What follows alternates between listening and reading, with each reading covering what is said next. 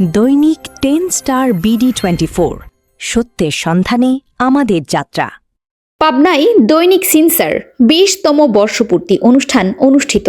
আলমগীর কবির হৃদয়, পাবনা জেলা প্রতিনিধি।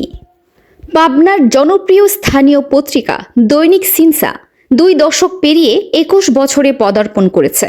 এ উপলক্ষে পাবনায় দিনব্যাপী আলোচনা সভা, গুণীজন সম্মাননা ও কবিতা আবৃত্তি সহ নানা উৎসব মুখর অনুষ্ঠানের আয়োজন করা হয়।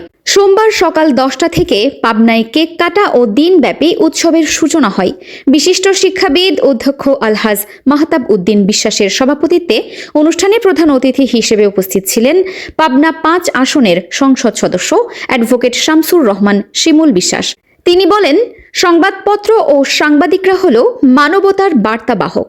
দেশাত্মবোধ ও মানবিক মূল্যবোধ জাগ্রত করতে সাংবাদিক এবং কবি সাহিত্যিকদের ভূমিকা অপরিসীম।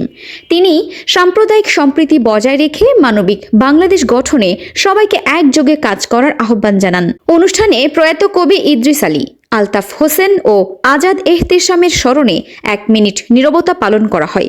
পরে দেশের বিভিন্ন অঞ্চলের 40 জন কবি, সাহিত্যিক ও গুণীজনকে সম্মাননা মেডেল প্রদান করা হয়। স্থানীয় কবিদের চমৎকার কবিতা আবৃত্তি এবং সহকারী অধ্যাপক SM মাহবুব আলম ও ডক্টর মনসুর আলমের যৌথ সঞ্চালনায় শেষ হয় সিনসার এই গৌরবময় পথ চলার উদযাপন। তারপরে আমার কবির ভাই, তারপরে সেক্রেটারি, সবাইকে ছাড়ান। আমরা সাইকেল কমে গেছে, শিমুল বিশ্বের মিটিংয়ে সব মিটিংয়ে যেতাম, কিন্তু আমি স্টেজে উঠতে পারি না, কষ্ট হয়।